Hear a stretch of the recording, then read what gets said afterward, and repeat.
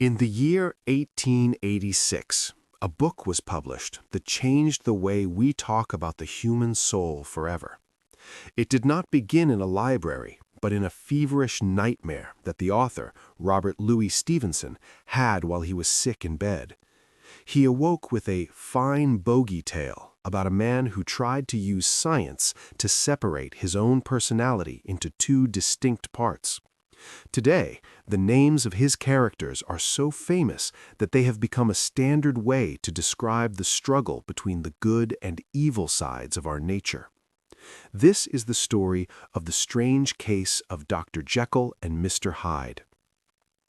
Stevenson grew up in Edinburgh, a city that was literally split in two: the respectable, rational New Town and the dark, dangerous Old Town. This environment, along with stories of real-life people like Deacon Brodie, a gentleman by day and a thief by night, inspired him to explore the double life that many people lead. In this novella, he takes us into the foggy, atmospheric streets of Victorian London to investigate a mystery that is as much about psychology as it is about crime. Our guide through this mystery is a calm, rational lawyer named Mr. Utterson.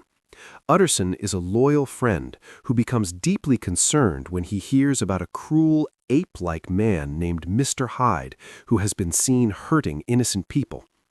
Even more disturbing is that Utterson's close friend, the wealthy and respected Dr. Henry Jekyll, has changed his will to leave everything to this violent stranger. The story uses buildings to represent these two men. Dr. Jekyll's home is part of a square of handsome houses with a front door that shows wealth and comfort. However, the laboratory where Hyde is seen is a sinister block with a neglected, blistered back door. This door symbolizes the barrier between public life and private secrets. The mystery takes a dark turn when Hyde brutally murders an elderly gentleman, Sir Danvers Carew, with a cane. Hyde disappears, and Dr. Jekyll becomes increasingly reclusive and terrified, eventually locking himself in his laboratory. When Utterson and the butler finally break down the door, they find Hyde dead on the floor, but he is wearing Jekyll's clothes. A letter left by Jekyll explains the truth. He had discovered a chemical potion that allowed him to physically transform into another person so he could indulge in his secret pleasures without ruining his reputation. In his confession, he writes the famous realization, "Man is not truly one, but truly two." He believed that every human is a combination of two independent entities, good and evil, struggling for control. However, he realized that he had created something he could not contain, writing that Edward Hyde, alone in the ranks of mankind, was pure evil. Eventually, the changes happened involuntarily, and when the ingredients for the potion ran out, Jekyll chose to end his life rather than let Hyde win. The core theme is the duality of human nature. Stevenson suggests that we all have a shadow side.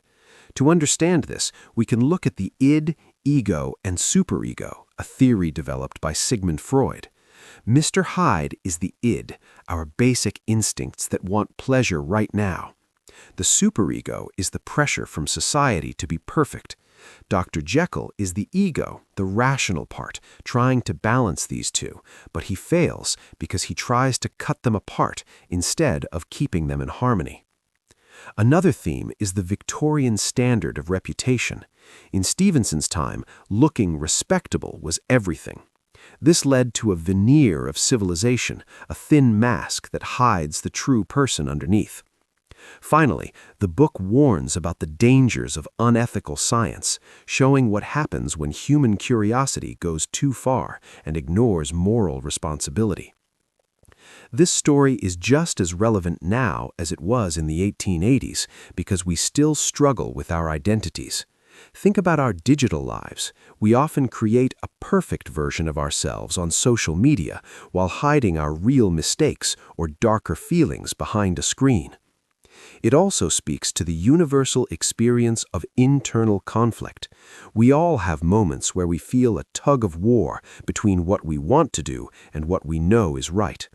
Stevenson teaches us that repression, simply trying to kill or hide our bad side, actually makes it stronger and more violent when it finally breaks out. Ultimately, Dr. Jekyll and Mr. Hyde is a reminder that being human means accepting that we are complex. Dr. Jekyll's tragedy wasn't that he was bad, but that he was a hypocrite who thought he could use a shortcut to escape his own conscience. The book encourages us to be honest about our whole selves. Thanks for listening to Books Simply. If this explanation helped you understand the book more clearly, feel free to explore the next video in this series. New book explanations are added regularly. If you spot any mistakes or have suggestions, feel free to share them in the comments. If this helped you, a like is appreciated. You're welcome to subscribe and let us know which book you'd like to hear next.